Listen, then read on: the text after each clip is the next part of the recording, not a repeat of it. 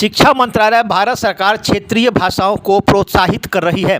इसी क्रम में मिथिला की भाषा मैथिली विषय पर विभिन्न विषयों में मैथिली में डिक्शनरी तैयार कर रही है। मिथिला विश्वविद्यालय के पीजी रसायन शास्त्र विभाग में कार्यशाला का आयोजन कर विभिन्न विषयों के विद्वानों की समूह बैठकर मैथिली विषय में डिक्शनरी बना रही है। पूरा क्या कार्यक्रम है, क्या इसका उद्देश्य है, किन किन विषयों पर मैथिली में डिक्शनरी बनाया जा रहा है, पूरी जानकारी देते हुए कार्यशाला में उपस्थित कई सदस्यों से जब हमारी बात हुई तो उन्होंने दी विस्तृत जानकारी। वहीं अधिक जानकारी देते हुए रसायन शास्त्र विभाग के विभागाध्यक्ष डॉक्टर प्रेम मोहन मिश्रा ने दी विस्तृत जानकारी। देखिए एक रिपोर्ट दरभंगा दर्शन न्यूज से मनोज झा।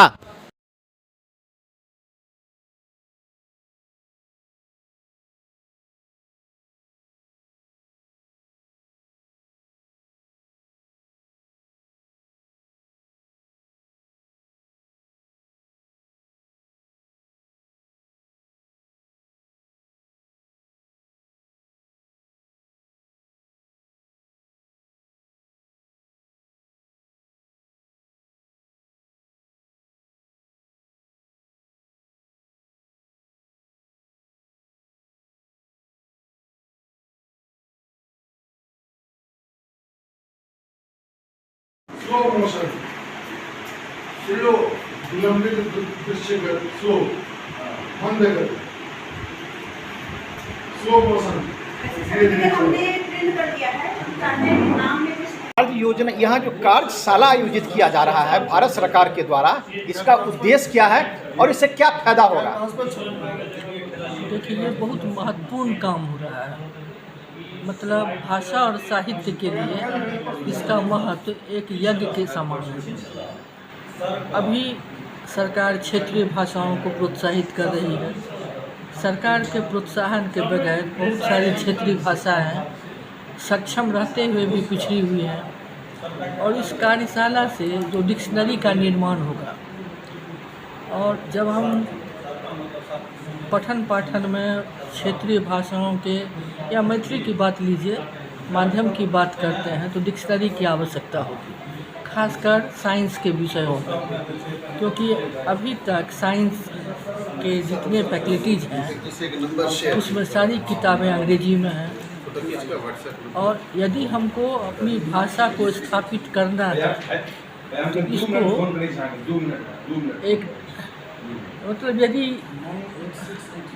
क्षेत्रीय भाषाओं में किताबें लिखी जाएँ जैसे केमिस्ट्री, फिजिक्स, बॉटनी, जूलॉजी, किसी भी विषय में, मेडिकल, इंजीनियरिंग, तो ये तो कठिनाई आएगी सबसे पहले कि ये इस टेक्निकल वर्ड चाहे इसका क्या मतलब सब्स्टिट्यूट होगा और तब डिक्शनरी की आवश्यकता है। और बिना टेक्स्ट बुक के हम पढ़ाएंगे क्या क्लास में? तो जब टेक्स्ट बुक का निर्माण होगा तो डिक्शनरी की आवश्यकता सबसे ज़्यादा होगी वहाँ पर, क्योंकि वहाँ पर हम लोग को बुला के नहीं पूछेंगे और यहाँ इतने सारे विद्वान एकत्रित हैं, चुने हुए लोगों को बुलाया गया है। एक अच्छा, बहुत अच्छा काम हो रहा है और हम लोग बहुत उत्साहित हैं इससे। सिर्फ एक ही विषय में डिक्शनरी तैयार होगा कि नहीं, कई भाषाओं में डिक्शनरी मैथिली भाषा में तैयार होगा? मैथिली में जैसे अभी केमिस्ट्री का हो रहा है, हिंदी, मैथिली, संस्कृत, उसी तरह से फिजिक्स, बॉटनी, जूलॉजी, जितनी सारी विषयों में पढ़ाई होती है, टेक्निकल, मेडिकल, इंजीनियरिंग, तो सभी भाषाओं में काम बहुत बड़ा है। इसलिए मैंने कहा महायज्ञ है ये, और ये जब तक पूरा नहीं होगा तब तक विधिवत रूप से हम लोग आगे नहीं बढ़ सकते। अच्छा, तक कब तक आपको लगता है कि जितने बड़े कार्य क्षेत्र हैं और मिथिला में जो स्थिति है, कब तक लगता है कि आपको ये डिक्शनरी बन के तैयार हो जाएगा और लोगों के बीच में आने लगेगा?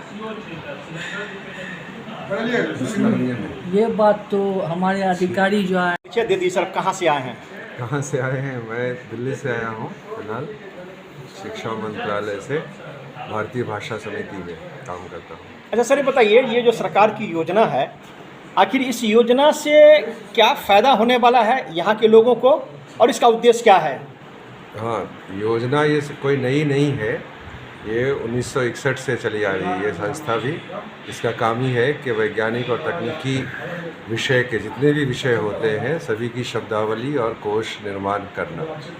तो पुरानी संस्था है, पुराना काम है, लेकिन अब चूँकि NEP 2020 आने के बाद राष्ट्रीय शिक्षा नीति जो है 2020 की, उसमें है कि मातृभाषा माध्यम से भी विषयों की पढ़ाई होगी, चाहे स्कूल हो, कॉलेज हो, यूनिवर्सिटी हो। तो उसके लिए जब पुस्तकें निर्माण की जाएंगी तो उसमें शब्दावली की जो आवश्यकता पड़ेगी, फिजिक्स की, केमिस्ट्री की, हिस्ट्री की, सोशल साइंस की, केमिस्ट्री की, तो उसके लिए उपयोगिता यही है कि पाठ्यपुस्तकों के निर्माण में इसकी ज़रूरत पड़ेगी। और दूसरा ये होता है कि भाषाओं का विकास, भाषाएं अगर बोलचाल तक ही सीमित रह जाती हैं तो उनके नष्ट होने का, उनके लुप्त होने का खतरा रहता है कि लोग अपनी भाषा ना बोल के अंग्रेज़ी हिंदी की तरफ जाने लगे तो बोलचाल उनकी भाषा जो है वो गायब हो जाएगी या कमज़ोर हो जाएगी। लेकिन जब भाषा का प्रयोग क्षेत्र बढ़ता है अलग अलग क्षेत्रों में, जनसंचार में है ना, रेडियो टीवी में, फिर शिक्षा में इसका प्रयोग होने लगे, न्यायपालिका में होने लगे,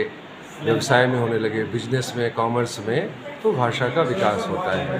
तो अगर शब्दावली नहीं होगी तो भाषा अब लिखेंगे, अनुवाद करेंगे तो सब में भी शब्दावली की ज़रूरत पड़ेगी। अच्छा बताइए, जहाँ एक तरफ लोग माने 4 से 5 साल के जब बच्चे होते हैं तो उन्हें इंग्लिश स्कूल में भेजते हैं जी, इंग्लिश बोलचाल बताते हैं, सब कुछ इंग्लिश में बताते हैं। जो तरफ आप देखें कि अंग्रेज़ी माध्यम हो गया क्लास 1 से ही, लेकिन उसका कारण ये था कि अंग्रेज़ी भाषा की पढ़ाई अंग्रेज़ी भाषा की पढ़ाई की तरह नहीं की गई, इसलिए जो अंग्रेज़ी भाषा पढ़ते थे वो दक्ष नहीं हो पाते थे, प्रवीण नहीं हो पाते थे अंग्रेज़ी में। इसीलिए अभिभावकों ने सोचा कि अगर सभी विषय अंग्रेज़ी में पढ़ेगा तो कुछ साल में कम से कम थोड़ी बहुत अंग्रेज़ी सीख जाएगा।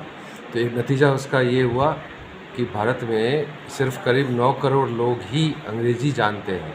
तो 131 करोड़ की जनता में अगर 9 करोड़ 10 करोड़ लोग ही अंग्रेज़ी जानते हैं, वो भी गिटपिट अंग्रेज़ी, अच्छी अंग्रेज़ी नहीं जानते। और दूसरा देखें कि जो हमारा GDP होता है, जो विकास का होता है, वो भारत की सभी भाषाओं को मिलाकर लगभग 70% योगदान उन लोगों का होता है जो अंग्रेज़ी नहीं जानते हैं, और सिर्फ 10% योगदान ही उन लोगों का होता है जो अंग्रेज़ी जानते हैं। और ये जो सभी अंग्रेज़ी माध्यम स्कूलों में पढ़ते हैं और आगे की पढ़ाई भी करते हैं, वो सब रोज़गार के लायक नहीं बन पाते हैं। उसमें भी सिर्फ 8 से 10% लोग ही अंग्रेज़ी पढ़ के, अंग्रेज़ी माध्यम में पढ़ के भी रोज़गार के लायक या अपना काम इंडिपेंडेंटली करने के लायक बन पाते हैं। तो विभाग में जो कार्यशाला का आयोजन है और भारत सरकार के द्वारा जो मैथिली में यहाँ जो तैयारी की जा रही है शब्दावली, क्या कहेंगे इस संबंध में? सर ऐसा है कि नई शिक्षा नीति में निर्देश है कि बच्चों को मातृभाषा के माध्यम से पढ़ाया जाए, और भारत में लगभग नई शिक्षा नीति क्रमशः लागू किया जा रहा है। बिहार में भी तैयारी चल रही है लागू करने की। तो नई शिक्षा नीति में क्षेत्रीय भाषा, मातृभाषा में पढ़ाने के लिए पाठ्य सामग्री चाहिए, और पाठ्य सामग्री का निर्माण तब होगा जब उस भाषा में शब्दावली होगी। तो ये पहला प्रयास है भारत सरकार का कि वह विभिन्न मातृभाषा में विभिन्न विषयों का शब्दावली का निर्माण करा रही है। तो उसी क्रम में मैथिली में भी यह क्रम शुरू हुआ है। तो हम लोग अभी 3 विषय का, गणित का और पत्रकारिता का और स्कूली बच्चों के लिए सभी विषयों का शिक्षार्थी शब्दकोश, उसका शब्दावली तैयार कर रहे हैं। ये शब्दावली कर जब बन जाएगी तो इसके बाद जो विभिन्न विषय के विद्वान होंगे वो उस पर अपना पुस्तक लिखेंगे, और पुस्तक लिखेंगे तो फिर जो बच्चा मातृभाषा के माध्यम से पढ़ना चाहेगा उसको ये उपलब्ध कराया जाएगा। वैसे नई शिक्षा नीति में एक प्रावधान है कि हर जिला में कम से कम एक ऐसा संस्थान होगा जो मातृभाषा के माध्यम से पढ़ाएगा। तो वो स्थापित नहीं हुआ, लेकिन हम लोग उसके स्थापित होने के बाद पुस्तक लिखेंगे तो देर हो जाएगी, इसलिए हम सामग्री पहले तैयार कर लेते हैं। सरकार जब इसको लागू करेगी तो शुरू हो जाएगा। कितने सदस्य हैं इसमें कार्य कर रहे हैं? इसमें टोटल लगभग 31 सदस्य हैं। कब तक चलेगा ये? बस कल अंतिम दिन है, 13 से 17, 5 दिवस था। इसमें संस्कृत के 3 विद्वान हैं, 4 मैथिली के विद्वान हैं, 3 पदाधिकारी दिल्ली से आए हैं और बाकी हम लोग 6 विशेषज्ञ हैं।